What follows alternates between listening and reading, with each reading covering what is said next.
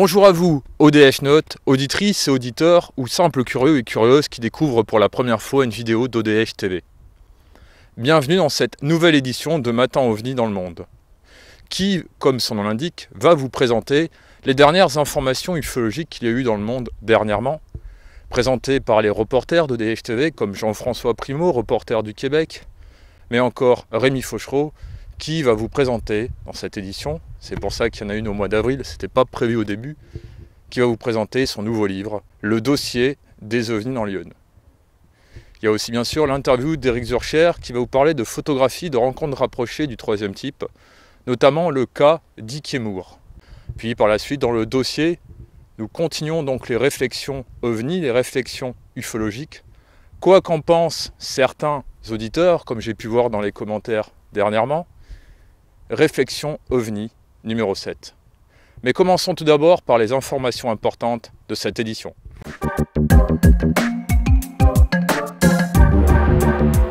Jean-François Primeau, ufologue, responsable de l'ADIPAN et reporter d'ODH TV du Québec, s'est rendu dernièrement à une soirée de l'ufologie réalisée par l'Association québécoise d'ufologie et a réalisé un petit reportage. Dans les prochaines éditions de l'émission Matin OVNI, vous découvrirez dans le dossier la suite de ce reportage sur cette soirée de l'ufologie de l'AQ.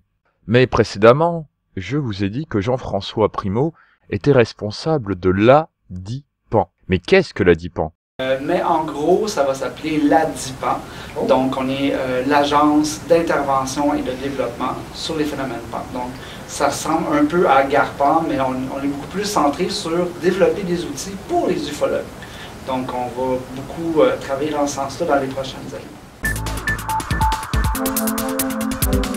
Passons dès à présent à la question de l'édition, qui a été posée à Éric Zurcher, ufologue et spécialiste des rencontres rapprochées du troisième type, également auteur de nombreux ouvrages en ufologie. C'est une question qui revient souvent dans les commentaires. Cela concerne les photos d'ovnis ou lors de rencontres rapprochées du troisième type. Il va revenir sur une photo célèbre en ufologie qu'il a d'ailleurs dessinée dans son dernier ouvrage, Les apparitions mondiales d'humanoïdes, publié en septembre 2018.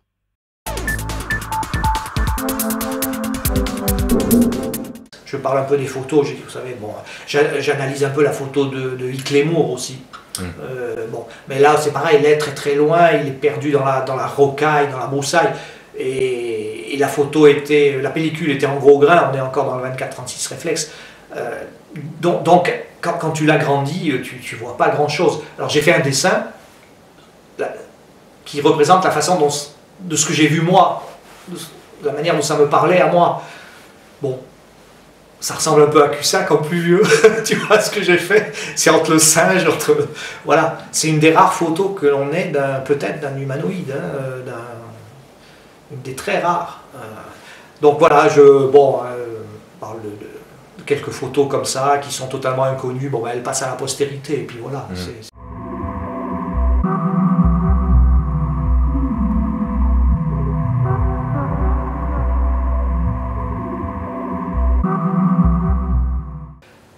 Et ça donne une idée, parce que je pense toujours au public, quand j'ai écrit ça, c'est pas une étude, hein, je l'ai déjà dit ce que j'ai écrit. Donc il faut que la personne qui lise et qui ne connaîtrait pas spécialement le dossier, enfin le dossier OVNI, elle ait un panel, si tu veux, d'un petit peu tout ce qui arrive, tout ce qui se passe. C'est pour ça qu'il y a un cas avec des espèces de fantômes, il y a un cas avec des atteintes sur les animaux, et il y a un cas de MIB. Alors, tout ça, c'est des aspects connexes, mais je les ai mis quand même pour que le lecteur puisse se faire une idée. Vous allez retrouver tout à l'heure Éric dans le dossier de l'édition, la suite des réflexions autour du phénomène OVNI, quoi que ça puisse être. Mais je tiens à préciser que dernièrement est paru, soit en mars 2019, un nouveau livre d'Éric aux éditions GARPAN, le catalogue raisonné des cas de rencontres rapprochées du troisième type en Italie. Le lien est affiché en dessous de cette vidéo.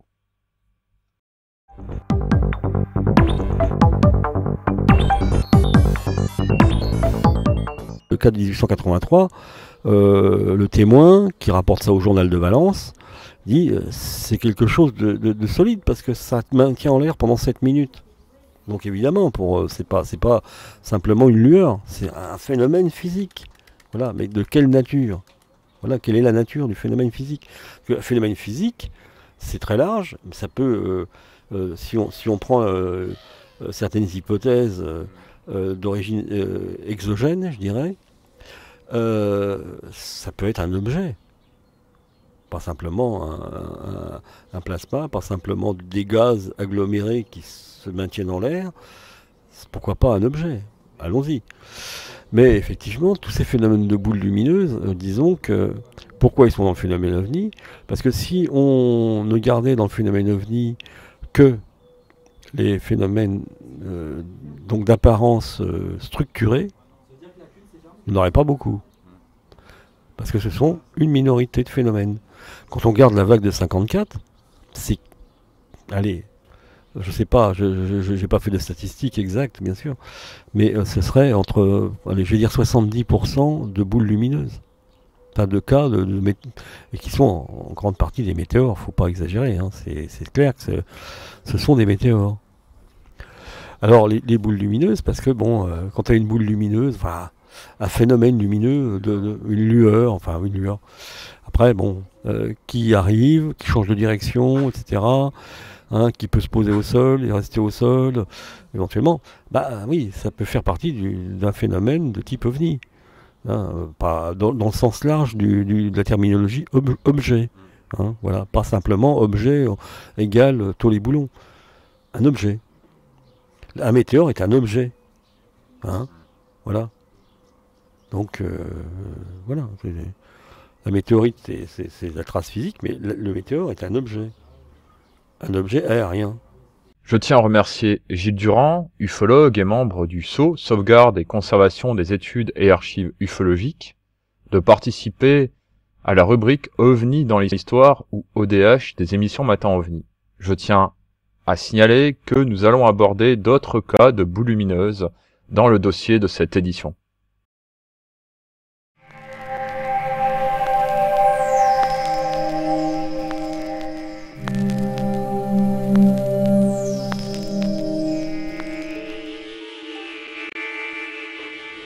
Passons dès à présent à la rubrique Culture OVNI. Dernièrement est sorti le nouveau livre de Rémi Fauchereau, que voici. Le dossier des OVNI dans l'Yonne, qui est une réédition augmentée de son précédent ouvrage, 1872-2014, Les OVNI dans l'Yonne. Mais passons dès à présent à l'interview de Rémi Fauchereau, qui va vous présenter son nouveau livre.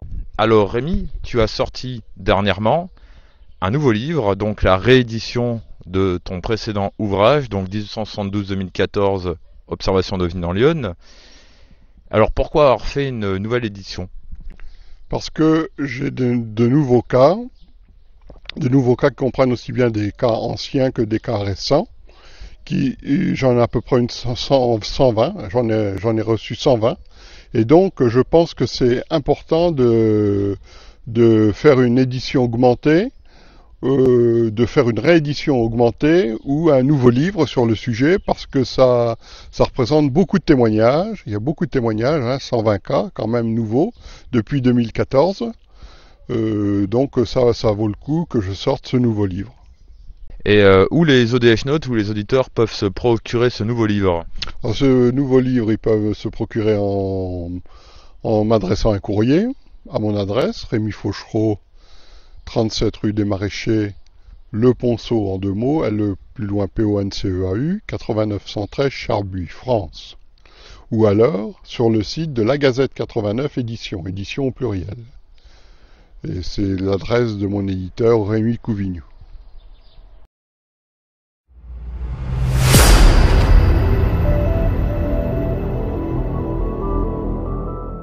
Carole Lozé, animatrice de l'émission Zone Parallèle sur la radio FM CJMD 96.9 Lévis, nous a transmis le programme des émissions Zone Parallèle.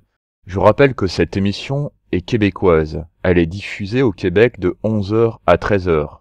En France, de 17h à 19h. Vous pouvez d'ailleurs télécharger par la suite les podcasts des émissions, gratuitement. Je tiens tout de même à préciser que l'émission Zone Parallèle ne parle pas que d'ufologie, elle vous partage divers sujets tels que les mystères, les légendes, la conspiration, le paranormal, etc. Le 20 avril, Patrick Tremblay, Jean Morissette et Bruno Lefebvre vous parleront d'astronomie. Le 27 avril, ce sera une émission assez particulière puisque ce sera en direct du séminaire du MUFON. Passons dès à présent au programme du mois de mai de l'émission Zone Parallèle. Le 4 mai, Carole recevra Patrice Coquereau. Le 11 mai, j'interviendrai avec Rémi Fauchereau et Gilles Durand sur Zone Parallèle, où nous aborderons le dernier livre de Rémi Fauchereau, le dossier des ovnis dans l'Yonne, mais également les différentes actualités. Le 18 mai, Carole recevra Annie Thériault, enquêtrice de l'AQ. Elle vous parlera de ses enquêtes en ufologie. Et le 25 mai, l'invité sera Donald Cyr, ufologue, qui vous parlera d'ufologie. Les différents liens pour écouter, en direct ou en différé via les podcasts Zone Parallèle, sont affichés en dessous de cette vidéo.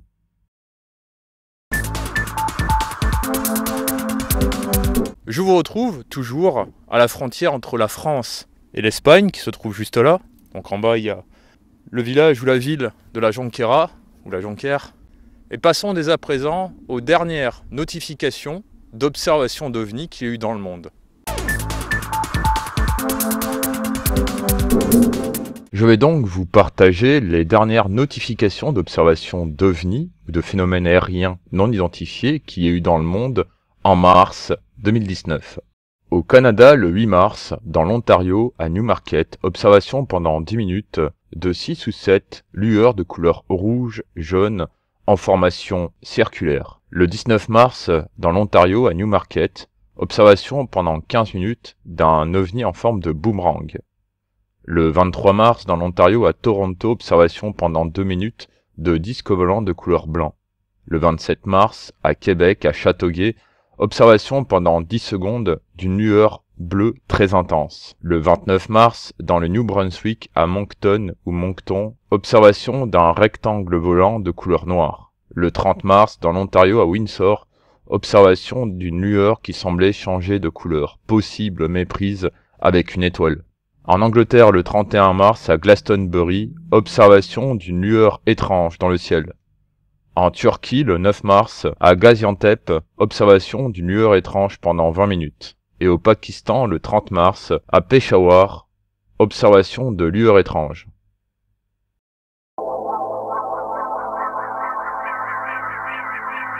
Passons à présent à la troisième et dernière partie de cette édition, le dossier. Je vais vous faire part, par le biais d'interviews d'ufologues, tels que Éric Zurcher, spécialiste des rencontres rapprochées du troisième type en France, mais également Jean-François Primeau, reporter du Québec d'ODH TV, mais également responsable de l'ADIPAN, et d'autres ufologues, de la suite des réflexions autour du phénomène OVNI, ou des phénomènes, quoi que ça puisse être. Et je tiens à mettre le doigt sur quoi que ça puisse être. Donc pour une 7e fois. Passons dès à présent au dossier.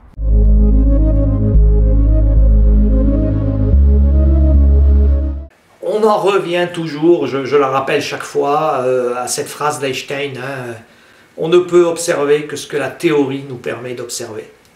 Et c'est l'objet d'un grand débat entre chercheurs.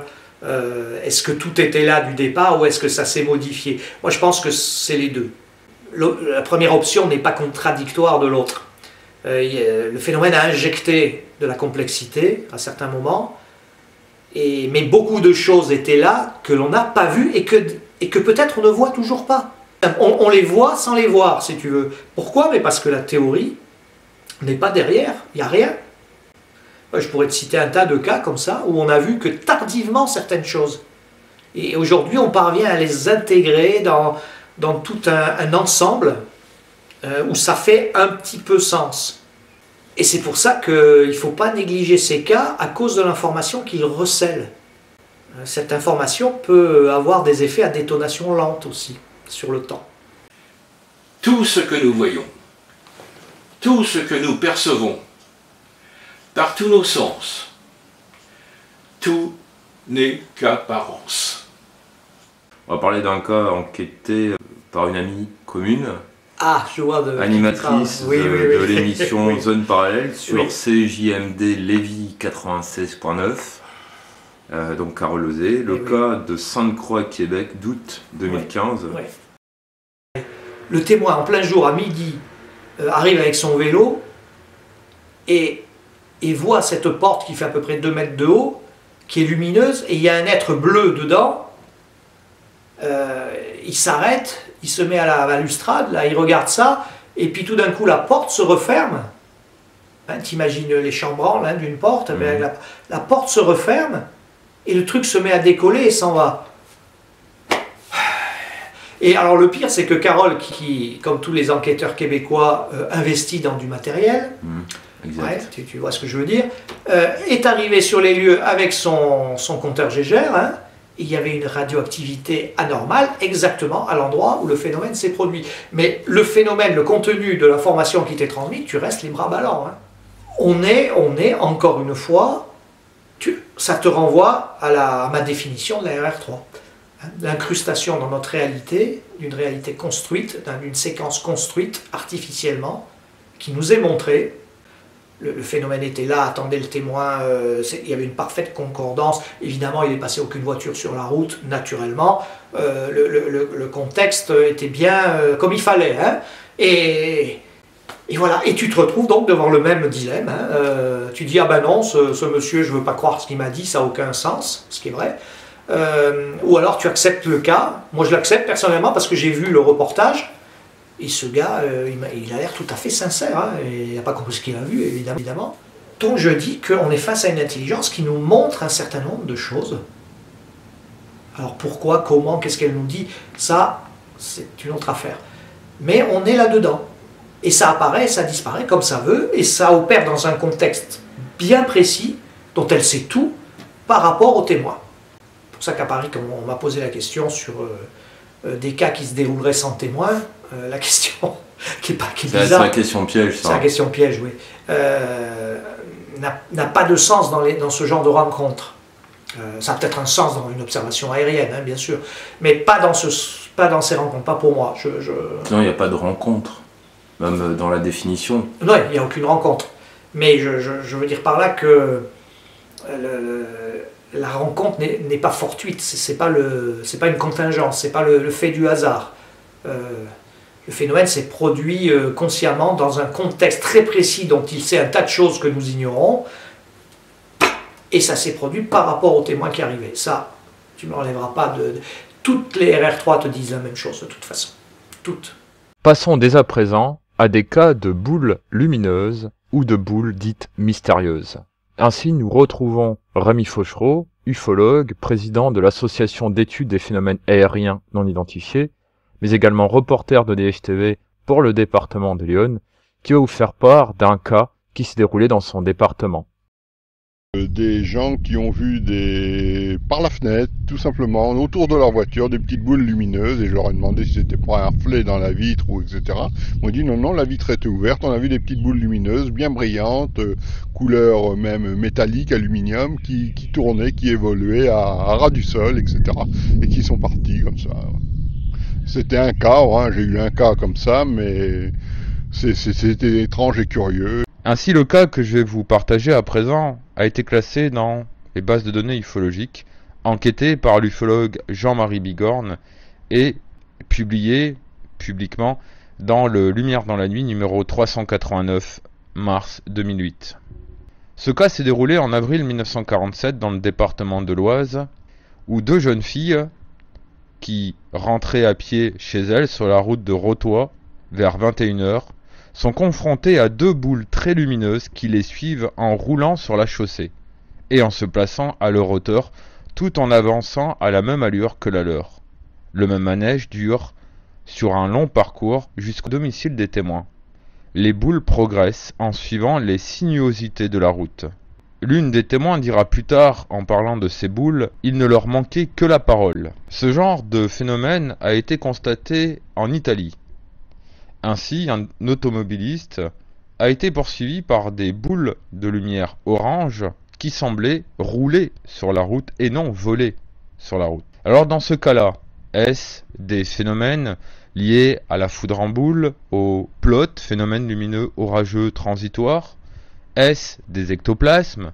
Est-ce ufologique? Ou est-ce alors autre chose? Je tiens tout de même à signaler que dans le secteur de Rotoy, il n'y a aucune cassure ou faille géologique. Mais tu as par exemple Jean Giraud à l'époque, alias Gabriel, dans plusieurs de ses publications qui touchaient l'Inde, etc., hein, Montluçon, bon, Châteauroux, Montluçon, enfin toute la région, hein, il cite des cas où le gars, tous les soirs en rentrant chez lui, souvent de nuit avec sa 4L, je crois, il était attendu par des boules dans le ciel. Et ces boules lui faisaient un véritable festival devant lui, quoi. Donc on est dans un cas d'ostentation et d'effet vitrine, si tu veux. Hein. Et le mec avait pris, alors quand il ne les voyait pas, il était déçu, à la limite. Tous les soirs en rentrant, c'est un bizarre, hein, il dit « Oh, ils ne sont pas là ce soir ». Et ça s'est terminé qu'une fois, il est rentré, les boules étaient là, et tout d'un coup, il s'est retrouvé toujours au volant de sa voiture, en plein jour, avec un paysage dont il a reconnu que c'était bien ça, mais c'était pas ça non plus.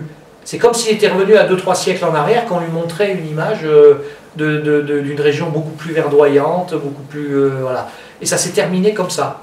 Et là, il n'y avait que des boules qui étaient impliquées. Tu vois, ce sont des cas assez exceptionnels et qu'on met de côté parce que ça pose trop de problèmes. C'est problématique des cas comme ça. Alors, même les ufologues intéressés vont dire « Oh, allez, c'est un paysan, il a déconné, il a eu une hallucination. » C'est ce qui est l'explication facile. Il fourre-tout. Et puis voilà, et puis tu liquides le problème comme ça. Or, c'est une erreur. Il faut considérer ces cas, le classer, voir s'il y a d'autres cas de même nature, et toujours te poser la problématique.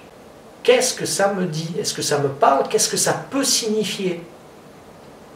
Alors peut-être que tu n'auras pas de réponse, peut-être que tu auras une idée, et au bout du compte, peut-être que tu vas dire, ah ben oui, ça pourrait être, on pourrait l'intégrer dans telle théorie, par exemple, tu vois. Voilà, c'est comme ça qu'on procède. Si tu rejettes, parce que tu ne comprends pas, ou que ça ne t'intéresse pas, ou que ça ne cadre pas avec tes présupposés, tu es dans une forme de croyance aussi. Tu sais, la croyance laïcisée, elle porte un nom, hein, ça s'appelle les préjugés. Si tu as des préjugés déjà, que tu tombes sur des histoires comme ça, comment tu vas réagir? Aujourd'hui, les gens, dès qu'ils voient des boules lumineuses, ils te parlent, monsieur, j'ai vu un ovni. Ils ne commencent pas par j'ai vu une boule lumineuse, ils commencent par te dire j'ai vu un ovni. Alors c'est à toi, après, avec l'enquête, à faire la part des choses. Alors c'est sûr qu'il y a beaucoup de boules lumineuses que j'ai même moi mis dans mon livre sous le vocable ovni, mais c'est sûr que ça peut être tout et n'importe quoi, hein. Ça peut être tout et n'importe quoi. À partir du moment où c'est lumineux, est-ce que c'est vraiment un phénomène ovni? Au sens ovni, tôt les boulons, etc. Est-ce que c'est la même origine? Est-ce que c'est la même chose? Je doute. Alors moi, comme j'étais intéressé au RR3, c'est surtout des cas où on a vu arriver une grosse boule lumineuse transparente et puis il y avait des silhouettes dedans. Mais là, on est en plein dans un effet vitrine, c'est évident. Vous avez vu que tous ces phénomènes ont des mouvements erratiques. Ça tourne, ça virevolte, les lumières s'entrechoquent, etc. On n'a pas affaire à des objets conventionnels dans leur comportement. On voit un avion, bon, dans une trajectoire, même s'il a un peu d'instabilité dans l'air, on va peut-être voir un peu de mouvement comme ça, mais tout ce qui nous est montré ici au niveau objet ou lumière a un comportement flottant, erratique, anormal par rapport à nos perceptions ordinaires des phénomènes aériens. Oui, puisque quand on a eu à Bussière le fameux soleil qui rentrait en terre, un ovni qui rentre en terre, oui, sans laisser de traces de brûlure, ou je sais pas trop quoi, puisqu'il n'y a pas de traces de brûlure, il n'y avait rien. Qu'est-ce que c'est, hein, moi je veux bien que ça soit un ovni, mais c'est un peu limite. Hein, moi c'est pareil, je l'ai mis dans le cas ovni, hein, j'ai signalé dans le cas ovni, mais dans mon livre de cas ovni, mais bon, il faudrait peut-être aller voir un peu plus près de quoi il s'agit, quoi. justement, moi, ce qui me fait dire que ces objets, ils ont un aspect, ils ont une façon de se présenter qui n'a rien à voir avec ce qu'on voit d'habitude. Donc il faut être très prudent dans nos affirmations. J'essaie de trouver des fois des choses qui seraient discordantes par rapport à ça, mais je ne suis pas parvenu à en trouver, même quand le phénomène fait des efforts, hein, parce que de temps en temps il fait des efforts quand même pour faire passer la pilule. Mais non. Tout ça se déroule dans un contexte que j'ai exposé dans le livre, hein, de toute façon. Voilà, je pense qu'on a une connaissance plus approfondie maintenant de ce genre de manifestations, qui continuent donc de se produire, moins qu'avant, à moins que les témoins parlent moins aussi, c'est tout à fait possible, mais qui se produisent toujours, et le scénario, la structure de l'apparition ne change jamais, pour moi. Les traces évoluent, changent, hein. Le phénomène s'éloigne un peu de nous, parce que nous, on évolue aussi au niveau de la technologie, donc c'est normal qu'ils prennent un peu de leur distance, mais ça ne veut pas dire qu'il n'y a pas plus de traces, par exemple. Rémi, pourrais-tu nous parler de cette affaire? Oui, alors c'est une affaire qui s'est déroulée dans le village de Dolo, un petit village au nord-ouest de Sens, un peu. Un témoin que j'ai rencontré, qui est peintre, il est dessinateur, il fait de la musique, il est dans les arts, hein, en général. Il est très passionné par le phénomène OVNI, hein, il croit fermement au phénomène OVNI. Alors donc c'est pareil, ça peut influencer de manière négative une enquête sérieuse, ou même un rapport d'enquête sérieux, ou un questionnaire OVNI à remplir de manière sérieuse. Donc il avait vu au-dessus quasiment de l'église une sorte de colonne de lumière, d'où sortaient 2 rangées de chaque côté, de manière, disons, de manière en arc de cercle, de lumière ronde qui allait en direction du sol. Alors était-ce un feu d'artifice ou quelque chose comme ça? Je me pose la question, mais ce cas est assez troublant quand même, hein, assez troublant. Il avait eu lieu la nuit, à la tombée de la nuit même, plutôt à la tombée de la nuit, le ciel était encore entre chien et loup, quoi, et puis donc lui, il se baladait en voiture, il y avait une voiture qui arrivait, il était baladé en voiture quand il a vu ça, voilà. C'était dans les années peut-être bien 90, je crois. Et je l'avais rencontré, c'est lui qui m'a fait un questionnaire d'OVNI. Et le dessin que vous avez vu là, à la caméra, c'est lui qui l'a dessiné lui-même, avec les couleurs, ça ne m'étonne pas, puisque c'est un artiste peintre. Hein. Donc il a mis des belles couleurs, mais des couleurs exactes. En tant qu'investigateur, il faut faire doublement attention, puis d'aller chercher vraiment chaque petit témoignage, de regarder toutes les petites caméras qui traînent sur les petites toitures. Oui. Mais c'est important de le faire, ce travail-là. Ça pourrait être extraterrestre, c'est ce que j'ai dit à Paris, hein, c'est pas du tout contradictoire, mais il faut absolument prendre en compte l'information qui remonte du terrain et ouvrir un petit peu les grilles d'interprétation, parce que c'était plus compliqué que ce qu'on croit. Voilà, ça, si j'avais vraiment quelque chose à dire, ce serait ça. Hein. Ouvrir un peu les grilles d'interprétation en fonction de ce qui remonte du terrain, hein, tout simplement. Il ne s'agit pas d'imaginer quoi que ce soit. Un certain nombre de témoins t'ont dit ça, ils ont vu la même chose. Ou tu jettes les cas, chacun doit s'interroger. Hein. Ou tu jettes le cas, tu dis non, ça ne correspond pas à mon idéologie, ou à ce que je pense, ou à ce que je... Bon, tu jettes le cas, ça règle le problème. Bon. Ou les cas, certains cas te paraissent sérieux, et dans ce cas, si tu les acceptes, tu te poses des questions, sans a priori, et tu essaies d'en tirer un certain nombre de conséquences, de problématiques, voilà. Mais ça c'est difficile, parce qu'on n'a pas les théories derrière, on en revient toujours à la même chose, hein. On ne peut voir que ce que la théorie nous permet de voir. Quelle est la théorie générale, pas ufologique, générale, ben, c'est le paradigme sur lequel on fonctionne, qui est principalement matérialiste, quoi qu'on te raconte. Et en ufologie, on fonctionne principalement à 95% sur un paradigme extraterrestre, on va dire, avec des idées bien arrêtées et qui remontent à très loin. Mais visiblement, il faut absolument ouvrir un peu. Jacques Vallée dit « C'est très gentil l'histoire des extraterrestres, tous les boulons, hein, mais il y a autre chose. D'ailleurs, il a écrit un bouquin qui s'appelle « Autre dimension ». Et la thèse révolutionnaire depuis le début de Jacques Vallée, c'est que ces phénomènes sont peut-être, il ne nie pas qu'il puisse y avoir des extraterrestres. Mais on ne peut pas en rester là. D'abord, si on en restait là, ça prouverait qu'on a la preuve qu'il n'y a que cela, ça se saurait. Au départ de leur enquête, une sorte de neutralité, ça déstabilise les gens qui, eux, ont souvent un postulat de départ orienté et qui ne cherchent, malheureusement, c'est une erreur de leur part, hein, pour moi, qui ne cherchent qu'à conforter leur propre hypothèse. Tu sais, les sujets intéressants, il n'en manque pas en ufologie, il manque juste le travail.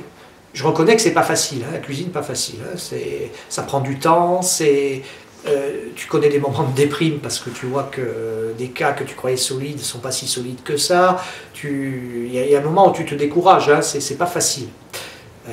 Mais si tu vas pas au charbon de temps en temps, tu n'auras jamais de résultat. Hein.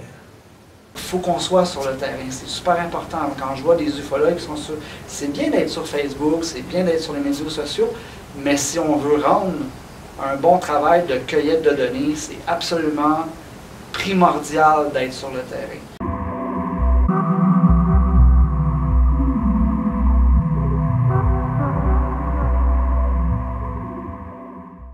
On est dans un fast-food. Oui. Les gens veulent tout de suite. Donc si ça rien. prend trop de temps, la cuisine, etc., fini. ils vont l'évacuer. Terminé. Hein. Oui, mais ça te renvoie dans la croyance systématiquement. Ce genre de comportement-là. Tu descends pas dans la matière ufologique, donc tu es en périphérie, en haut. Donc tu crois que, ou tu ne crois pas que, mais voilà, tu vois. Et ça, c'est ce qui manque le plus, effectivement. La crise de l'ufologie, c'est quoi? C'est ça, hein. C'est qu'il y a moins de cas et que ça bosse pas. Tout simplement. Hein. Facile hein, d'être derrière son écran et puis tu cherches des cas, des trucs qui sont connus depuis longtemps, la plupart du temps, quand tu lis et que tu as une bibliographie qui tient la route. Ça aussi, hein, cite-moi une étude en France publiée depuis 20 ans avec un truc un peu sérieux, une bibliographie qui tienne la route. La tienne. Moi j'aimerais bien voir sortir un truc hein, de temps en temps. Voilà, j'ai travaillé sur 1500 cas de ce type-là et voilà ce que j'ai trouvé. Ça ferait plaisir quoi, parce que c'est une pierre de plus quoi. Mais non, non. Alors tu as des polémiques, tu as des cas plus ou moins valides qui passent dans des revues, tu as un peu tout ça, mais il n'y a rien de très convaincant là-dedans. Hein, tu as beaucoup plus de recueils de témoignages que d'enquêtes même. Oui, oui aussi, oui. C'est-à-dire qu'on se donne même plus la peine de faire une enquête. Peut-être que c'est moins facile aujourd'hui, hein, je ne sais pas. Il y a eu une part culturelle aussi, comme je dis souvent, hein, j'ai connu une époque où le témoin acceptait de te recevoir, tu prenais le café avec sa famille, tu allais le lendemain avec lui, là où ça s'était passé, tu faisais une reconstitution, tu tirais des plans, des directions, des machins, enfin tu faisais une enquête quoi. Aujourd'hui, au mieux tu récupères un récit sur une table de bar, et puis, mais c'est comme ça, hein, et c'est comme ça que les cas arrivent dans certains catalogues où et bon, et quand tu descends dans la cuisine, tu dis oh là, c'est bien, ce cas il a l'air intéressant. Où est l'enquête? Où est la vie motivée de l'enquêteur qui a vu les témoins, qui en parle, qui présente un récit accessible et le plus complet possible de ce qu'ont vu ou de ce qu'a vu le témoin. C'est ça la matière ufologique. Et quand tu vois qu'il n'y a pas ça, effectivement, on fonctionne sur une forme de mythologie. Hein. Ça devient, s'il n'y a pas ça, ça devient de la mythologie. Tu sais pas, tu travailles sur de la rumeur. Si on se disperse, et puis qu'on part dans une voie qui est sans issue, eh bien ceux qui suivront derrière sauront que cette voie-là, c'est pas la bonne voie. C'est pas la bonne voie à suivre. Donc ils pourront recadrer la recherche et ne plus se diriger dans cette voie-là. Donc s'il y a une dispersion à un moment ou à un autre, elle est toujours utile. Même aller dans un sens négatif, c'est toujours positif pour celui qui va venir derrière.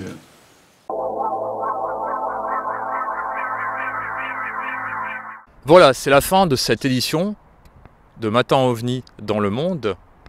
Édition assez spéciale qui a été mise en place pour la sortie du nouveau livre de Rémi Fauchereau, le dossier des OVNI dans Lyon, que revoici, que vous avez déjà vu tout à l'heure dans la rubrique Culture OVNI.